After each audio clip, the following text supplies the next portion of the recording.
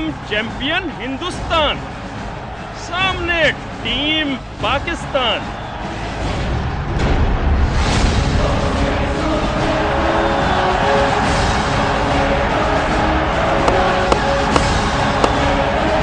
Cricket का सजा मैदान, लगा दी सबने जान।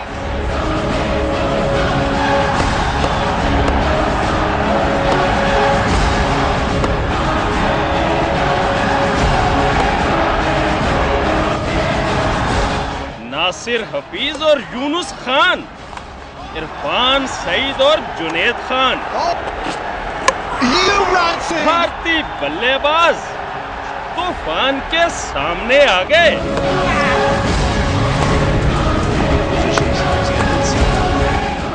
आगे हमारे हीरो मैदान पर छा गए, मुकाबला किया सख्त, सीरीज हमें जितवा गए। और वो जो बेचते थे दवाएं दर्दे दिल, दुकान अपनी बढ़ा गए।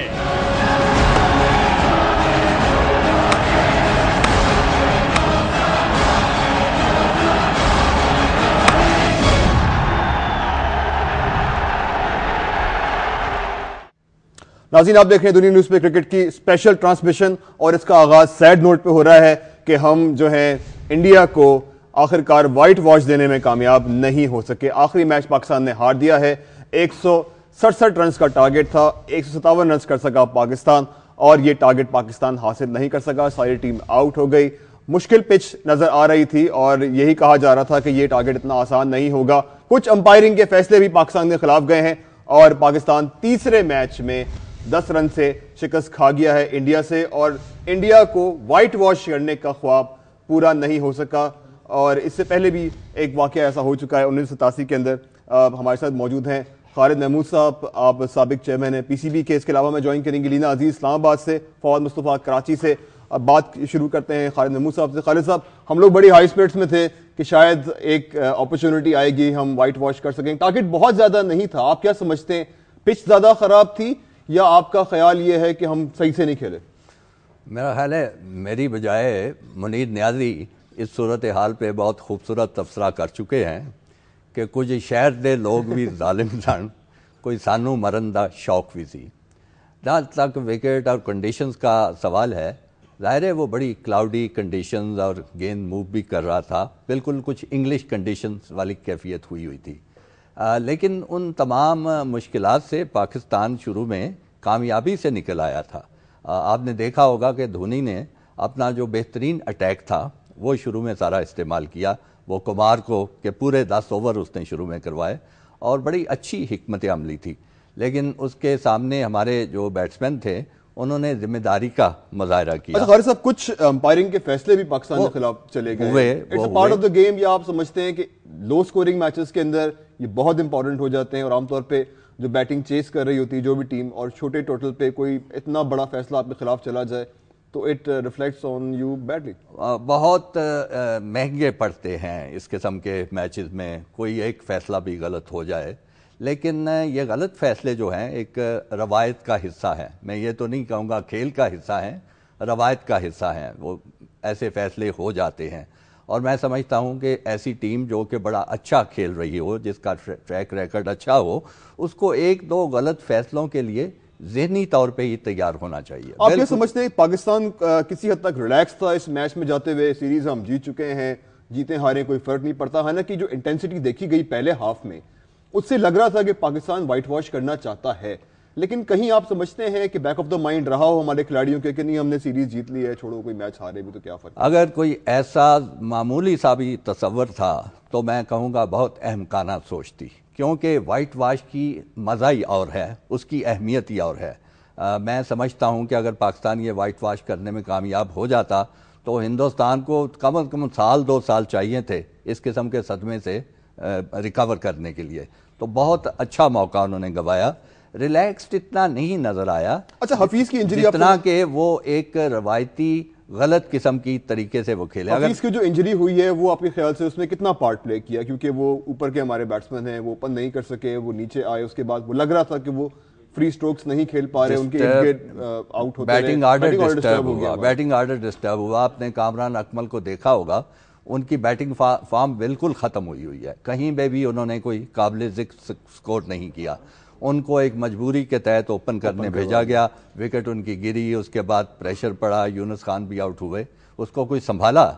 लेकिन वो मज़ा ही और होता है अगर हफीज़ खान और नासिर जमशेद की जोड़ी होती, 70-80 रन की पार्टनरशिप होती, कोई विकेट ना गिरी होती, तो हौसले बड़े बुलंद होते और ये 167 का स्कोर जो था बहुत मामूली और बहुत कम दिखाई देता, उससे यकीनन फ़र्क पड़ा है। लेकिन मैं ज़्यादा इल्ज़ाम दूंगा जिस तरीके से हमारे बैट्समैन, अच्छे बैट्समैन आउट होते हुए उसकी। साहब, ये हम हमेशा बात करते हैं, अपनी बड़ी क्रिकेट देखी है, दूसरे मुल्कों में भी देखी है, पाकिस्तान और भारत के जो बैट्समैन हैं उनके बारे में यही कहा जाता है हमेशा कि जहां गेंद हिलेगा इनसे नहीं खेला जाएगा, इनके पास टेक्निक नहीं है, तो ये एच कर देंगे, इनसाइड एच कर देंगे, बोल्ड हो जाएंगे, एलबीडब्ल्यू हो जाएंगे। ये इनहेरिटेड प्रॉब्लम है पिछले 60 साल से।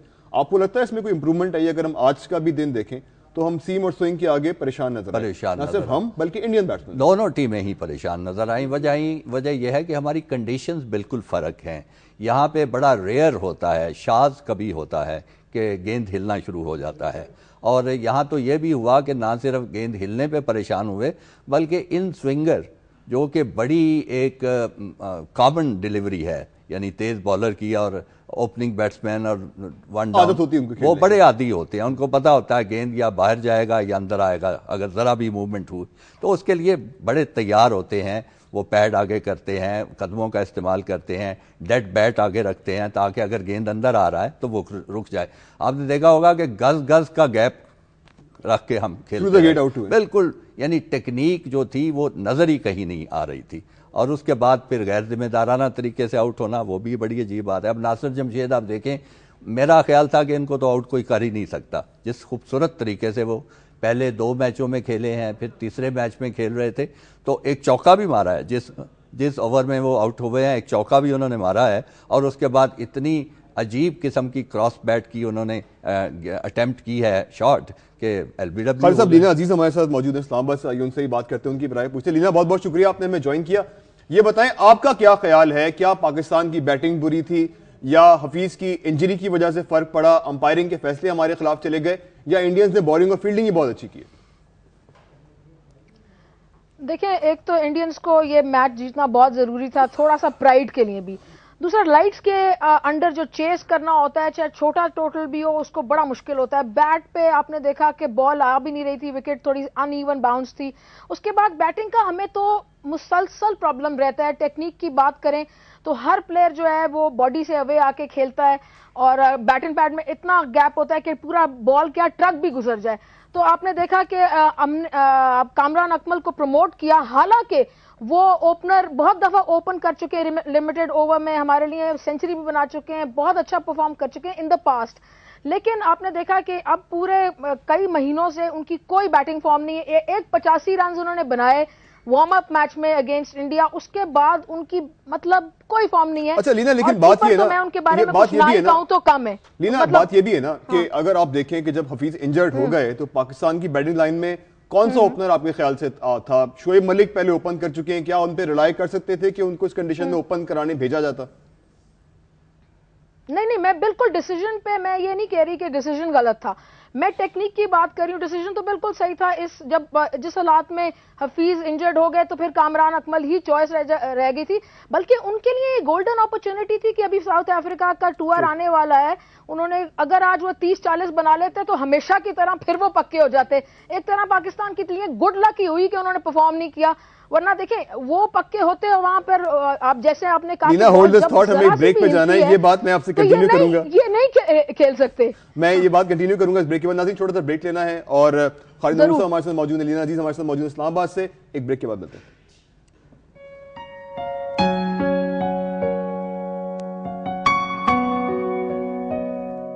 क्या आप जानते हैं पाकिस्तान ने टेस्ट क्रिकेट में पहली फतह भारत की सरजमीन पर हासिल की? पाकिस्तान की तरफ से पहली सेंचुरी भी भारत के खिलाफ स्कोर की गई। आखिरी बॉल पर छक्का मारकर जावेद मियांदाद ने पाकिस्तान के लिए पहला वनडे टूर्नामेंट भी भारत के खिलाफ ही जीता।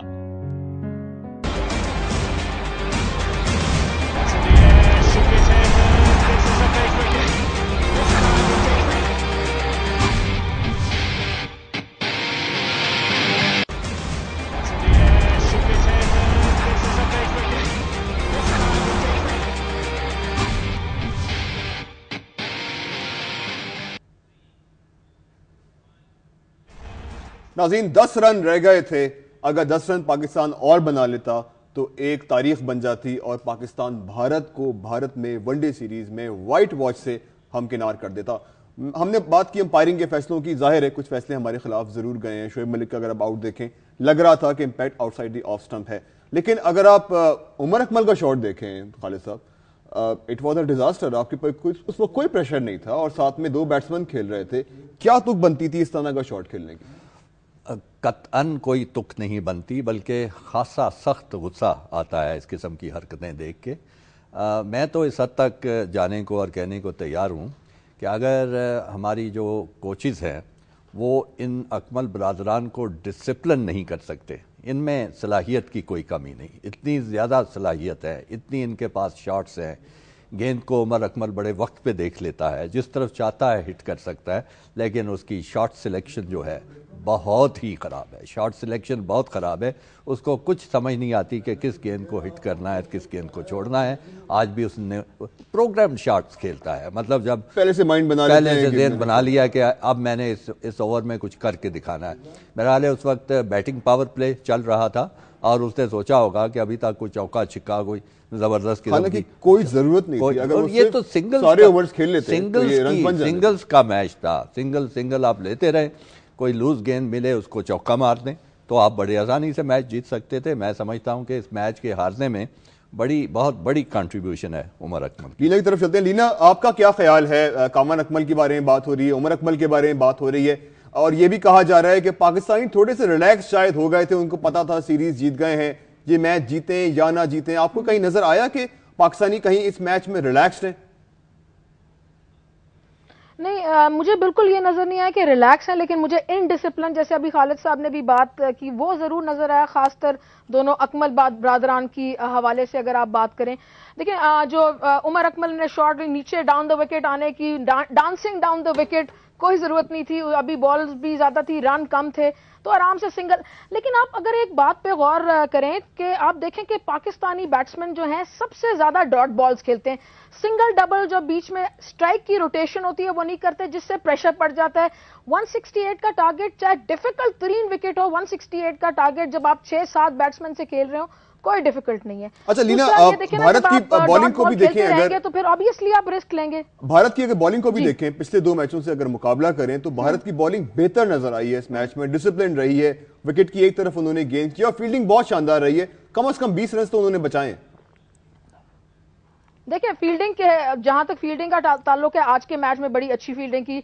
अगर आप बॉलिंग की बात करेंगे तो हमारे मुकाबले में अगर आप बात करें तो उनकी बॉलिंग मीडियोकर है। वो जिस बॉलर को कहते हैं फास्ट बॉलर, उसकी 83-84 स्पीड होती है। हमारे फास्ट बॉलर्स आज के मैच में भी उन्होंने 141, 42, 43 और इकोनॉमिकल विद विकेट्स हमने बॉलिंग की। तो अगर आप फजल महमूद साहब के जमाने से देखना शुरू करें तो 90% मैच तो हमारे बॉलर हमें जिताते हैं। इमरान वसीम, कादिर, इकबाल कासिम, तौसीफ, आप नाम लेते रहे, नाम खत्म हो जाएंगे, मैच खत्म हो जाएंगे, यही सामने आएगी बात कि 90% मैच हमारे जो बॉलर्स हमें जिताते हैं। और हमारे बहुत बहुत शुक्रिया, हमारे साथ रहेगा। अभी हम प्रोग्राम में आपके साथ मजीद बात करेंगे। हमारे नुमाइंदे सनाउल्लाह खान नाज़रीन लाहौर में मौजूद हैं और शायकीन का जोशो खरोश है वो ठंडा पड़ गया है। देखते हैं सनाउल्लाह खान इस हवाले से क्या बता रहे हैं। सना, बड़ी तैयारियां थी जश्न मनाने की, तो कुछ एंटी क्लाइमेक्स हो गया लग रहा है।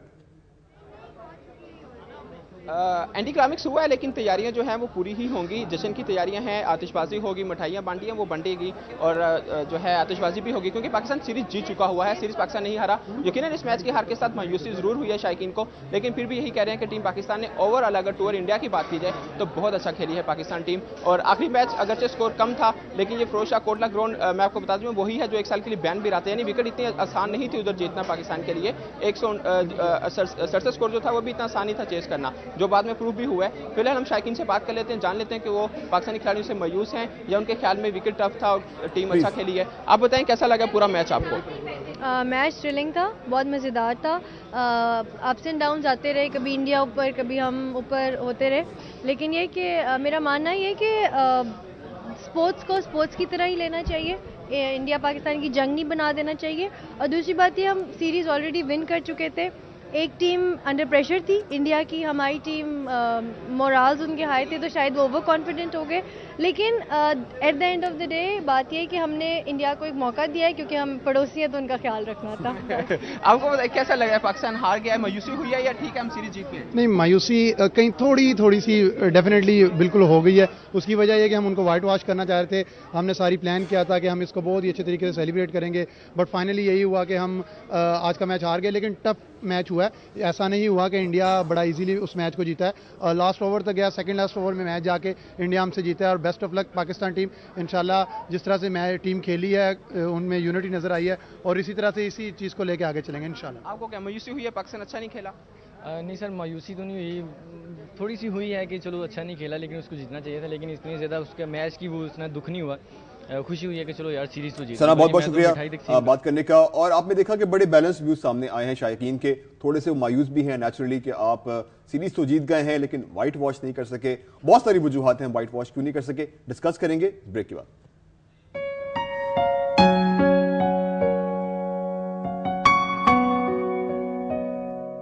क्या आप जानते हैं कि आज ही के दिन 1977 को भारत ने इंग्लैंड से शिकस्त खाई थी। 6 जनवरी 2008 में ऑस्ट्रेलिया ने भारत को टेस्ट मैच में शिकस्त दी थी, जबकि इससे 4 साल पहले आज ही के दिन स्टीव वॉ की आखिरी इनिंग्स ने भारत की टीम से एक यकीनी फतह छीन ली थी।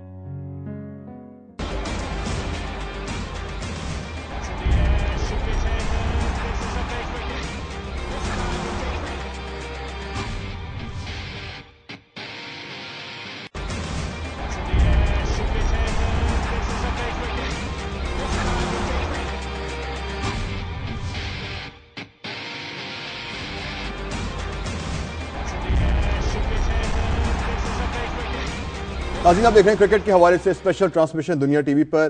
पाकिस्तान ने एक सुनहरी मौका गवा दिया, आखिरी मैच में हम 10 रन से हार गए, व्हाइट वॉश नहीं कर सके। वारिस बेग मशहूर सिंगर हमारे साथ मौजूद हैं, आइए उनसे बात करते हैं कि वो मैच देख रहे थे, अब उनके क्या जज्बात हैं। जी वारिस साहब, आपका क्या ख्याल है, पाकिस्तान को ये मैच जीत लेना चाहिए था? मुझे लग रहा है वारिस साहब तक हमारी आवाज नहीं पहुंच रही। कराची फवाद मुस्तफा हमारे साथ मौजूद हैं, आइए उनसे बात करते हैं, क्रिकेट तजियाकार है नामवर। फवाद, थोड़ी सी बात करना चाह रहा हूं मिसबाह की बैटिंग के हवाले से। अनसेटल्ड लग रहे थे, 2-4 दफा उन्होंने एज भी निकाली और एक अजीब सा शॉट खेल के आउट हो गए। आपकी क्या असेसमेंट है मिसबाह की बैटिंग के हवाले से? देखें, मैं सिर्फ मिसबाह की बात नहीं करूंगा। पहले तो मैं ये कहूंगा कि जी इससे अच्छा मौका पाकिस्तान को मिल नहीं सकता था क्लीन स्वीप का। आप अगर तीनों वनडे मैचेस देखें जो हुए हैं, उसमें हमारे ओपनर्स ने शुरू में परफॉर्म किया था, पहले मैच में भी, दूसरे मैच में भी, फिर उसके बाद यूनुस ने एक 50 किया था। तो मिडिल ऑर्डर हमारा तकरीबन पूरी ओडीआई में नाकाम रहा। 158 रन का टारगेट था। बदकिस्मती ये रही कि जी हफीज अनफिट हो गए और वो ओपन नहीं कर सके, तो आपकी एक तरह से बैटिंग एक्सपोज हो गई। अगर ये हम कहें कि जी सीमिंग ट्रैक था और बड़ी मुश्किल था, तो अब आप साउथ अफ्रीका जा रहे हैं तो उसके बारे में भी आपको सोचना पड़ेगा कि इसी मिडिल ऑर्डर को और ज्यादा मुश्किल कंडीशंस में खेलना होगा। अगर आप बॉलिंग का मुवाज़ना करें तो उनकी बॉलिंग जो थी, और आपसे पूछना चाहूंगा, अंपायरिंग के बारे में बड़ी बात हो रही है कि न्यूट्रल अंपायर्स हैं, गलतियों से भी हो जाती है, लेकिन हम ये देख रहे हैं कि न्यूट्रल अंपायर्स भी लॉन्ग टर्म सोल्यूशन नजर नहीं आते जब तक आप डीआरएस को इंप्लीमेंट नहीं करते, क्योंकि यूं लग रहा है कि न्यूट्रल अंपायर्स भी खासी गलतियां कर रहे हैं आजकल। जी, अंपायर की जो है ना कॉम्पिटेंस जो है वो बड़ी अहम चीज़ होती है। अगर अंपायर कॉम्पिटेंट नहीं है तो वो गलती तो करेगा, लेकिन इसका एक और पहलू भी है, वो आमतौर पे क्रिकेट के शायकीन की नज़रों से ओझल रहता है। देखिए, अंपायर जिस मुल्क में जाता है वो उनका मेहमान होता है, और होस्ट मुल्क की जो मेज़बानी है वो भी किसी हद तक असरअंदाज। आप समझते हैं इन्फ्लुएंस होते हैं अंपायर मेजबानी से? कोई तजर्बा है आपकी नजर में? कोई फर्स्ट? मेरा ख्याल है होते हैं, किसी ना किसी तरह से वो कुछ इतनी मरवत सी आ जाती है। जैसे फुटबॉल में कहते हैं कि जो होम टीम का क्राउड होता है वो रेफरी पर असरअंदाज होता है। मेरी ख्याल ये है कि कुछ ना कुछ असरअंदाज होता है, और ख़ास तौर पे सूरत हाल में जो आज के मैच में दरपेश थी, तो हिंदुस्तान इंडिया जो था वो एक अंडरडॉग था, जैसे होता है ना, वो बिल्कुल बेचारे मजलूम से और पिसे हुए और बड़ी मार खा चुके हुए। वो सब वर्ल्ड चैंपियन है, मतलब कितने भी मजलूम तो हो सकते हैं। वो बहरहाल फिर भी उनका इस वक्त स्टेटस एक मजलूम का था, जो कोई धोनी के साथ हो रही है, जो उनके बाकी बैट्समैनों के साथ हो रही है। ये मैं सवाल तो अंपायर सोच रहा होगा कि चलो कुछ मैं भी मदद कर दूं। लीना, आपका क्या ख्याल है, अंपायरिंग के बारे में क्या कमेंट है आपका? कुछ फैसले ऐसे लग रहे थे जो कि क्रिकेट बुक से मुतसादिम थे और अंपायर की गलती नजर आ रही थी। बिली बाउडन जैसे सीनियर अंपायर ने भी गलती की, जिसका खुमियाजा पाकिस्तान को भुगतना पड़ा। आपकी असेसमेंट क्या है अंपायरिंग की? देखिए, बिली बाउडन को आज तक कभी best umpire of the year नहीं मिला आईसीसी की तरफ से। उसकी यही वजूहत है कि वो इनकंसिस्टेंट एम्पायर हैं। जो उनकी शोहरत है वो उनके स्टाइल की वजह से है कि उन्होंने छक्का इस तरह दे दिया, उस तरह दे दिया, वो अलग बात। दूसरा, अभी इन्होंने बड़ी अच्छी बात की कि पाकिस्तान आगे बड़ी डिफिकल्ट टूर पे जा रहा है, वहां पर पेस होगी, विकेट में बाउंस होगा, हमें सीधे बल्ले से खेलने वाले टेक्निकली करेक्ट प्लेयर्स चाहिए। और दूसरा, हमें हमारे जो बॉलर्स हैं वो वहां पर बहुत अच्छा हमारा पेस अटैक है। अभी तो पाइपलाइन में अनवर अली और वहाब रियाज, चीमा, एहसान, आदिल, कौन कौन लोग हैं। तो वहां पर हमें बड़ी अच्छी स्लिप फील्डिंग और बिहाइंड द विकेट कैचिंग की भी जरूरत पड़ेगी। तो जहां पर आप देखें नाम मैट प्रायर, संगाकारा, डिविलियर्स, इस तरह के नाम है, वहां पर कामरान अकमल की क्या क्वालिटी है इस कीपिंग डिपार्टमेंट में, तो उसमें इस तरह से ख्याल रख के सिलेक्शन करनी चाहिए अगले टूर के हिसाब से। फवाद, दो बातें बताएं। लीना ने दो सवाल जो हैं वो जो है हमारे नजदीक रखे हैं। पहली बात तो ये है कि आपका क्या ख्याल है, अभी बात साउथ अफ्रीका की कर रहे थे, मिडिल ऑर्डर में क्या चेंजेस की जा सकती हैं, किसको लेके आया जा सकता है? क्योंकि हम हमेशा से कहते आए हैं कि जो हमारी टेक्निक है वो बाउंसी पिचों के लिए, स्विंगिंग पिचों के लिए बहुत ज्यादा मुनासिब नहीं है। और दूसरी बात यह है कि विकेट कीपिंग में आपके पास कौन से ऑप्शन है? देखिए, विकेट कीपिंग में तो आपके पास टेस्ट मैचेस की बात करें भी अदनान अकमल कर रहे हैं, सरफराज अहमद है। सरफराज अहमद ने अभी फर्स्ट क्लास क्रिकेट में परफॉर्म भी किया है। बट अगर आप मिडिल ऑर्डर की बात करें ना, तो मिडिल ऑर्डर में हुआ ये कि T20 की परफॉर्मेंस पे आपने शोएब मलिक को दोबारा टीम में ले लिया। अब हारिस सोहेल जो डोमेस्टिक क्रिकेट में परफॉर्म करता हुआ आ रहा है, एक्स्ट्राऑर्डिनरी परफॉर्मेंस थी उसकी, आपने यहाँ उसे इंडिया में चांस नहीं दिया। अब आप उस मैं बेचारा ही कहूँगा कि उस बेचारे को साउथ अफ्रीका की मुश्किल कंडीशंस में डेब्यू करवाएंगे आप। और फिर होता यही है, नासिर जमशेद 2009 में डेब्यू करता है, फिर बाहर हो जाता है। आज सब तारीफें कर रहे होते हैं कि जी ये प्लेयर कहाँ गायब था। तो हम कुछ प्लेयर्स के साथ ज्यादती करते हैं। तो एक प्लेयर को आपने यहाँ चांस ही नहीं दिया इंडिया जैसे विकेट्स पे खेलने का, अब आप उसे साउथ अफ्रीका में दोबारा उसको लेके जाएंगे। और उन कंडीशंस में हमें जरूर इस बारे में सोचना है कि कब तक ये प्लेयर्स, हमारा ये जो मिडिल ऑर्डर है, हम इस मिडिल ऑर्डर के साथ खेलेंगे। नाज़रीन, हमारे साथ मशहूर सिंगर वारिस बेग भी मौजूद हैं लाइन पर, आइए उनसे ही बात कर लेते हैं। वारिस भाई, क्या रिएक्शन है आपका? पाकिस्तान बस 10 रन से रह गया, हम व्हाइट वॉश कर सकते थे, आपकी क्या तैयारियां थी, कितनी मायूसी हुई आपको? बहुत ज्यादा मायूसी हुई। मैंने एक बॉल देखी है और मैं समझता हूँ कि ये तो जीता हुआ मैच ही हमने हारना ही था। अगर हम ये नहीं हारते तो शायद अगली बार इंडिया हमें चांस न देता खेलने के लिए इंडिया के अंदर। उनकी जो आवाम है, आपको पता भी है, पहले भी आपको एक्सपीरियंस है कि जब क्लीन स्वीप करते तो उनके खिलाड़ियों को उनकी आवाम नहीं मार देना था। तो ये पाकिस्तानी ने जानबूझ के मैच हारा है। आप ये समझते हैं जानबूझ के मैच हारा है पाकिस्तान ने? बिल्कुल जानबूझ के हारा है। ये जिस तरह हफीज खेल रहा था वो तो ऐसे लगता है जब वो तो बेचारे इंजर्ड थे वारिस भाई, उनको तो इंजरी हुई भी थी, वो बैटिंग भी अपने नंबर पे नहीं कर रहे थे। ठीक कह रहे हैं आप, लेकिन जिस तरह मिसबा ने खेला है या बाकी लोगों ने खेला है, तो जैसे इनके बैट पे बॉल आ ही नहीं रही थी और ये जीता हुआ मैच आ रहे हैं। 10 ओवरों में इनसे 15 स्कोर नहीं हुए। बहुत बहुत शुक्रिया, वारिस बेग हमारे साथ मौजूद थे। और वारिस बेग ने ये इल्जाम लगाया है कि पाकिस्तान ने मैच जानबूझ के हारा है, क्योंकि अगर वो ये मैच ना हारते तो आइंदा उनके लिए इंडिया जाना मुश्किल होता। खालिद साहब क्या कहेंगे इस पर? देखिए, ये बात अगर इसको आगे बढ़ाया जाए तो कहीं से कहीं जा पहुंचेगी। मैं इस किस्म की सोच नहीं रखता, लेकिन मैं ये जरूर कहूंगा कि बड़े अहमकाना तरीके से हमारे खिलाड़ियों ने बैटिंग की। अभी आप कुछ देर पहले कप्तान मिसबाउल हक की बैटिंग की बात कर रहे थे। मिसबाउल हक तकरीबन ऐसे ही खेलता है वनडे क्रिकेट में। आपको याद होगा जो सेमीफाइनल था, लेकिन आज 3 दफा एज निकालने की पूरी कोशिश की कि मैं आउट हो जाऊं। वो उसके खेलने की वजह से प्रेशर बढ़ा है पाकिस्तान पे। जिस अंदाज में वो खेल रहा था, ना कोई सिंगल रह रहा, उस वक्त नासिर जमशेद जो था दूसरे एंड पे था।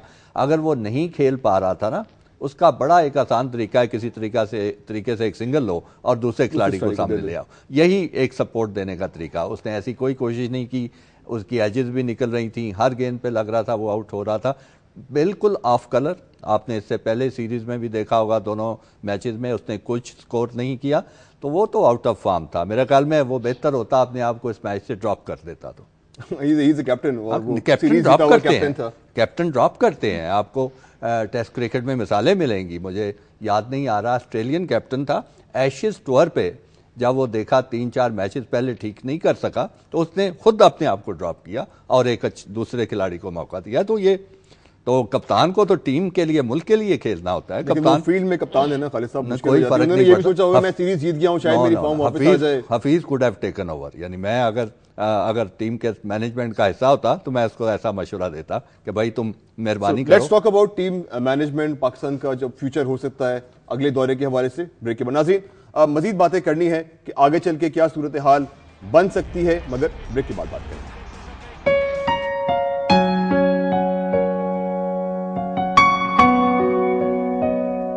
क्या आप जानते हैं अब्दुल कादिर अगर गलत फहमी की वजह से हैदराबाद के वनडे मैच की आखिरी गेंद पर रन आउट ना हो जाते तो 1987 में इमरान की क़यादत में भारत का दौरा करने वाली पाकिस्तानी टीम भी 6-0 से वनडे सीरीज में व्हाइट वॉश का एजाज हासिल कर लेती।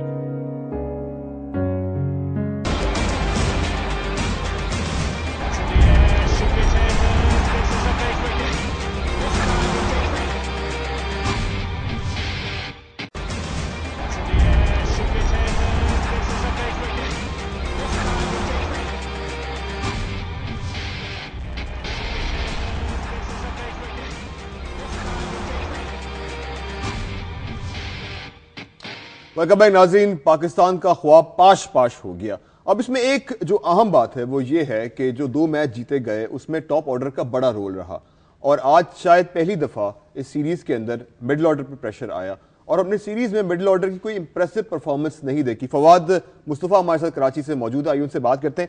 आप फवाद कैसे असेस करेंगे आप मिडिल ऑर्डर की ओवरऑल परफॉर्मेंस को? इन स्पेसिफिक अगर हम शोएब मलिक की बात कर लें या उमर अकमल की बात कर लें, दे डिड नॉट इंप्रेस। देखिए, उमर अकमल इसी वजह से अपनी परफॉर्मेंस की वजह से बाहर भी हुए थे। शोएब तो ओडीआई में थे ही नहीं, T20 पाकिस्तान की तरफ से खेल रहे थे। T20 में उन्होंने बहुत अच्छा परफॉर्म किया, बट अगर आप किसी को सेलेक्ट करते हैं पहले ओडीआई के लिए, जैसे आपने हारिस सोहेल को किया था, तो आपको पहले हारिस सोहेल को चांस देना चाहिए था। एक हमारी बदकिस्मती ये रही कि असद शफीक अनफिट हो गए, जो अब most probably south Africa series में वापस आ जाएंगे। तो मिडिल ऑर्डर हमारा जो है वो बहुत कमज़ोर था और स्पेशली असद शफीक के बाद उमर अकमल हमारे परफॉर्म करते ही नहीं है। फिर हमने उमर अकमल को दोबारा खिला दिया बनिस्बत के हम हारिस सोहेल को चांस देते। तो हमने गलतियां भी की सिलेक्शन में और इसके बाद हमें ज़रूर सोचना पड़ेगा। साउथ अफ्रीकन सीरीज़ बहुत ज़्यादा मुश्किल है कि हम अब किस टीम के साथ खेलेंगे। हमारे साथ इंडिया से तुदेश सिंह मौजूद हैं, सीनियर सहाफ़ी हैं। आइए उनसे बात करते हैं कि अब इंडिया की क्रिकेट किस करवट जो है बैठती हुई नजर आती है। बड़ा प्रेशर था महेंद्र सिंह धोनी के ऊपर। तुदेश सिंह साहब, ये बताइएगा आपका क्या ख्याल है कि इस फतह के बाद क्या धोनी पर प्रेशर कम होगा? Will it go a long way? Ji Anil ji, मैं सबसे पहले तो यही बोलूंगा कि धोनी का प्रेशर वाकई मैच के दौरान जरूर था और जिस तरह से ये रोमांचक मैच है और खासतौर से जब पाकिस्तान और भारत के बीच ये सीरीज होती है तो रोमांच कुछ ज्यादा ही हो जाता है। और आज का मैच जो कहा जाए तो एक तरह से जब पहले भारत ने बल्लेबाजी की और जिस तरह से 167 पे पूरी टीम आउट हो गई थी, तो वहां पे पाकिस्तानी गेंदबाजों और एक तरह से कहे तो बहुत ही अच्छा प्रदर्शन था पाकिस्तानी गेंदबाजों का और एक तरह से लग रहा था कि ये पूरा का पूरा मैच जो है वो पाकिस्तानी खेमे में आ चुका है और पाकिस्तानी टीम जो है वो आराम से इस मैच को जीत लेगी। लेकिन जब मैच शुरू हुआ और पाकिस्तान बैटिंग करने के लिए उतरा और जिस तरह से विकेट गिरना शुरू हुआ और हर खासतौर से लेकिन कहें कि बीच में जब मिसबाह मौजूद थे क्रीज पे तो कुछ देर तक ऐसा लग रहा था कि नहीं अब वापस जो है वो पाकिस्तानी टीम मैच में लौट रही है, लेकिन लगातार विकेट गिरते गए। ऐसी बातें की जा रही थी 5 और 6 विकेट गिरने के बाद अगर हम कहें तो पाकिस्तानी टीम जो है काफी प्रेशर में आ गई थी। तो इस तरह से अगर ये देखा जाए तो ये मैच जो है वो खासतौर से बॉलरों का था। सुतेश ये बताएं, ये बात की जा रही है इंडियन मीडिया में, बॉलर पहले आपको मेरी आवाज आ रही है? ज्यादा स्कोर इंडियन क्रिकेट टीम नहीं कर पाई आई, और उसके बाद वैसा ही हाल जो था वो हिंदुस्तानी प्लेयर्स की तरफ से था। उन्होंने भी प्रेशर बनाए रखा, दबाव बना रखा, क्योंकि खासतौर से अगर महेंद्र सिंह धोनी की हम बात करें तो उनके ऊपर प्रेशर इसलिए भी था क्योंकि सुतेश, आपको मेरी आवाज आ रही है? सवाल मैं ये करना चाह रहा हूं कि इंडियन मीडिया में भी बातें हो रही हैं, पाकिस्तान में भी ऐसी खबरें आ रही हैं कि महेंद्र सिंह धोनी को ड्रेसिंग रूम में जो सीनियर प्लेयर्स हैं उनकी हिमायत हासिल नहीं है, टीम में ग्रुपिंग की खबरें आ रही हैं। आप किस हद तक ये समझते हैं कि इन इत्तलात में सच्चाई है? कि नए प्लेयर्स ने वो करके दिखा और बहुत अच्छा रहा। पाकिस्तान के कुछ प्लेयर जो हड़बड़ी में कुछ गलतियां हुई, वो गलतियां उसका खामियाजा पाकिस्तानी टीम को भुगतना पड़ा। मुझे लग रहा है सुतेश को मेरी आवाज नहीं जा रही। सवाल बड़ा अहम था जो मैं करना चाह रहा था, क्योंकि इस तरह की कंस्पिरेसी थ्योरी हमेशा जन्म लेती हैं इस तरह के हालात। सुतेश में दोबारा क्वेश्चन करने की कोशिश कर रहा हूं। सुतेश, कहा जा रहा है कि ड्रेसिंग रूम में महेंद्र सिंह धोनी को हिमायत हासिल नहीं है, बहुत सारे सीनियर्स उनके खिलाफ हैं, जो परफॉर्मेंस में रिफ्लेक्ट कर रहा है। ये बातें कहां तक ठीक है? जी देखिए, परफॉर्मेंस की बात है, जहां तक आप देखिए तो तीनों मैच में महेंद्र सिंह धोनी की परफॉर्मेंस काफी अच्छी रही है। अगर आप किसी एक खिलाड़ी को ब्लेम नहीं कर सकते, अगर कोई मैच हार रहा है या सीरीज गंवाई है तो किसी एक खिलाड़ी की के खेल के ऊपर वो पूरा निर्भर नहीं करता है। आप अगर टॉप ऑर्डर से ले तो लास्ट तक किसी भी बैट्समैन, किसी भी बल्लेबाज का अच्छी तरह से बल्ला नहीं चला, चाहे वो गौतम गंभीर रहे हों, विराट कोहली रहे हों, चाहे युवराज सिंह रहे हों, चाहे सुरेश रैना हो, तो किसी भी बल्लेबाज ने वो धैर्य नहीं दिखाया, वो उस तरह का स्कोर नहीं किया। लेकिन अगर आप महेंद्र सिंह धोनी की बात करेंगे तो तीनों मैच में महेंद्र सिंह धोनी एक ऐसे प्लेयर रहे हैं जिन्होंने सबसे ज्यादा स्कोर किया। तो एक तरह से हम सिर्फ महेंद्र सिंह धोनी को ब्लेम नहीं कर सकते। हाँ, महेंद्र सिंह धोनी कप्तान है, कैप्टन कूल का वो जादू नहीं दिखा इस सीरीज में पाकिस्तान के खिलाफ जिस तरह से कैप्टन कूल का जादू चलता है, लेकिन ओवरऑल क्लीन स्वीप से बचा करके महेंद्र सिंह धोनी ने अपनी लाज बचा दी है, एक तरह से कहा जाए। और सुतेश का ये कहना था कि धोनी की अपनी परफॉर्मेंस तो अच्छी रही है, लेकिन जाहिर है कप्तान की हैसियत से खालिद साहब प्रेशर तो रहता है। अगर पाकिस्तान के खिलाफ सीरीज हो, प्रेशर सीरीज तो होती है, कप्तान की रिस्पॉन्सिबिलिटी बहुत बड़ी होती है। और ये भी कहा जाता रहा पिछले 2 मैचों में कि उन्होंने कप्तानी के ब्लंडर्स जरूर किए हैं, हालांकि वो बहुत अच्छे कैप्टन ने, वर्ल्ड कप जीता हुआ है, कई सीरीज जीती है, लेकिन पिछले 2 साल में उनकी वो परफॉर्मेंस नहीं है जो उनसे एक्सपेक्ट की जा रही थी। घर पे अक्सर हार रहे, इंग्लैंड से भी हार गए, पाकिस्तान से भी हार गए। क्या मुस्तकबिल देखते हैं आप धोनी का? क्या धोनी को आप लॉन्ग टर्म कप्तान देखते हैं इंडिया का? देखिए, मैं तो हमेशा से मेरा ये ख्याल रहा है कि इंडियन बैटिंग जो है ना बहुत ओवररेटेड है। वो अपनी विकेटों पे बड़े शेर हैं। वो जैसे अब तो विकेटों पे भी शेर नहीं रहे, अपने घर में भी हार रहे हैं। अब तो घर में भी हार रहे हैं। विकेटों की कुछ हालात बदल गए ना, अब वो कंडीशंस बदल गई तो वो शेर होने वाला, इंग्लैंड से भी हार गए और बाकी सारी चीज़ें बदल गई। तो धोनी जो है, मुझे उसकी कप्तानी में खराबी, हर कप्तान गलती करता है, लेकिन मेरे ख्याल में कोई बड़ी गलतियां उसने नहीं की कि उसको कप्तानी से हाथ धोने पड़े। बहुत कूल और कंपोस्ट किस्म का प्लेयर है और बड़ा अच्छा स्पोर्ट्समैन है। और ये देखें, इस मैच में ही उसकी कप्तानी को ले लें, बहुत अच्छी कप्तानी की है उसने। वो 40-35 ओवर का मैच खेल रहा था और इस स्कोर के साथ यही मैच खेलना चाहिए था। लीना, आपकी तरफ आता हूं, आपका क्या ख्याल है? साउथ अफ्रीका का टूर अब सामने है, मिडिल ऑर्डर में क्या तब्दीलियां की जा सकती हैं? क्या इस टूर में किसी नौजवान खिलाड़ी को चांस देना अक्लमंदी होगी? देखिए, एक तो असद शफीक वापस आएंगे डेफिनेटली, दूसरा हमें नजर आएगा क्योंकि बड़ी अच्छी टेक्निक और सीधा बल्ला है अजहर अली का, उनकी भी ज्यादा कंट्रीब्यूशन नजर आएगी। फिर मिसबाह का जो अच्छा टेम्परामेंट है उसकी भी नजर आएगी कंट्रीब्यूशन टेस्ट मैचेस में। ऑब्वियसली यूनुस खान की भी कंट्रीब्यूशन नजर आएगी। लेकिन ये जो एक कोलैप्सेस हैं, जब हम वनडे पे पहुंचेंगे, ये जो कोलैप्सेस हैं जो लिमिटेड ओवर में हमारे पे होते हैं, जैसे ही 2-3 विकेटें गिरती हैं तो जैसे बिल्कुल फ्रीज हो जाते हैं, हम सिंगल डबल नहीं रहते, रोटेशन नहीं करते। ये सब हमारा बड़ा पुराना प्रॉब्लम है जिसको कहते हैं ना क्रॉनिक। अब ये प्रॉब्लम बड़ी क्रॉनिक हो चुकी है। फवाद से मैं बड़ा अहम सवाल करना चाहता हूं। फवाद, बॉलिंग के हवाले से अगर बात करें, इरफान एक नई फोर्स बन के उभर रहे हैं। साउथ अफ्रीका में पिचों में बाउंस होगा, पाकिस्तान की बॉलिंग जरूर तंग करेगी साउथ अफ्रीका को। देखिए, अगर मैं आपको बता दूं, टेस्ट मैच की बात करूंगा, किसी मैच में भी पाकिस्तान टीम ने 300 रन कर दिए टेस्ट मैच में, तो वो टेस्ट मैच आप के जीतने के काफ़ी चांसेस है। बिकॉज साउथ अफ्रीका के पास फास्ट बॉलिंग है, हमारे पास सिर्फ फास्ट बॉलिंग ही नहीं, हमारे स्पिनर्स भी बड़े अच्छे हैं। और मैं तो इंतज़ार कर रहा हूँ इरफान को स्पेशली साउथ अफ्रीकन विकेट्स पे देखने के लिए कि वहाँ पर मज़ा आएगा उनकी बॉलिंग देखने में। वैसे आप क्या समझते हैं, इरफान अपनी हाइट से और जो अल्लाह मियां ने उनको एक दे रखी है कुदरती तौर पे, उनके पास बड़ी हाइट है, उसका पूरा फायदा उठा रहे हैं? देखिए उनकी हाइट का बस मुझे थोड़ा सा जो प्रॉब्लम लगता है वो उनकी फिटनेस का, कि बिकॉज वो अभी पूरा डोमेस्टिक सीजन खेल के आ रहे हैं। अब इंडिया में इन्होंने पूरी सीरीज खेली, अगर वो फिट रहे तो वो साउथ अफ्रीका में काफी फर्क डाल सकते हैं उस सीरीज में। अब खालिद साहब आपका क्या ख्याल है? मैं समझता हूं कि इरफान को सही गाइडेंस नहीं दी जा रही है। इरफान को के जो एडवांटेज है हाइट का, उसकी वजह से उसको गुड लेंथ से गेंद उछालना चाहिए और बैट्समैन के लिए मुश्किलात पैदा करने चाहिए। आपने देखा होगा यहाँ भी वो गेंद की लाइन बदल के अपने आप को बचाते रहे हैं। उन्होंने वो अटैक नहीं किया बैट्समैनों पे जो वो कर सकते हैं। उनको एक अच्छे कोच की ज़रूरत है साउथ अफ्रीका में। अगर उनको सही गाइड किया जाए तो बहुत कामयाब हो सकते हैं, अगर वो गाइड किया जाए तो। उनका अभी तक वो यॉर्कर नजर नहीं आया जैसे जुल गार्नर के पास था, उनकी गुड लेंथ डिलीवरी जो उछले वो भी नजर नहीं आई, कोई यॉर्कर अच्छा नजर नहीं आया। तो ये चीजें साउथ अफ्रीका में जरूरत होगी उनको। लीना, क्विकली क्या तब्दीलियां आप समझती हैं कि टीम में करनी चाहिए इस वक्त साउथ अफ्रीका के टूर से पहले? एक तो देखें, एक 2-3 एक्स्ट्रा फास्ट बॉलर जरूर लेके जाना चाहिए और मैं उम्मीद करती हूँ कि कुछ साइड गेम्स होगी जहां पर वहां उनको ट्राई करना चाहिए।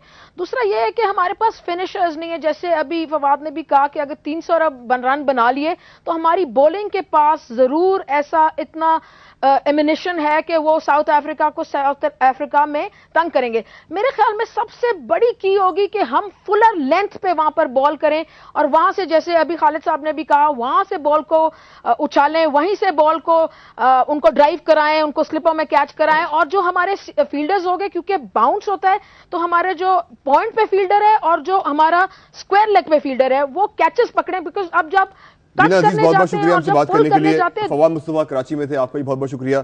खालिद महमूद साहब ने हमें ज्वाइन किया स्टूडियो में। खालिद साहब बहुत बहुत शुक्रिया। नाज़रीन, बात यह है कि बहरहाल सीरीज तो हमने जीत ली है, इंडिया को इंडिया में हमने हरा दिया है। एक बहुत बड़ा चांस था कि हम एक वाइट वॉश कर सकते थे इंडिया को वनडे सीरीज के अंदर, वो नहीं हो सका। अभी भी सिर्फ 10 रन से हम ये मैच हारे हैं और अगर ओवरऑल टूर को देखें इट्स अ सक्सेस। पाकिस्तान ने काफ़ी अर्से के बाद 7 साल के बाद इंडिया को इंडिया में हराया है। ये लड़के बहुत अच्छे हैं, जैसे फवाद बता रहे हैं, लीना बता रही है, खालिद साहब बात कर रहे हैं। पोटेंशियल है, हम साउथ अफ्रीका जैसी टीम को जो कि वर्ल्ड नंबर 1 है उनको उनके ग्राउंड में परेशान कर सकते हैं। हमारे पास ऐसी बॉलिंग मौजूद है। मिडल ऑर्डर को बेहतर होना पड़ेगा। नए लड़के शायद अभी फौरी तौर पर ऐसे माहौल में नहीं खिलाए जा सकते, लेकिन उम्मीद यही की जा सकती है कि ये टीम बेहतर ही होगी। और इसी उम्मीद के साथ इस प्रोग्राम का खत्म करते हैं।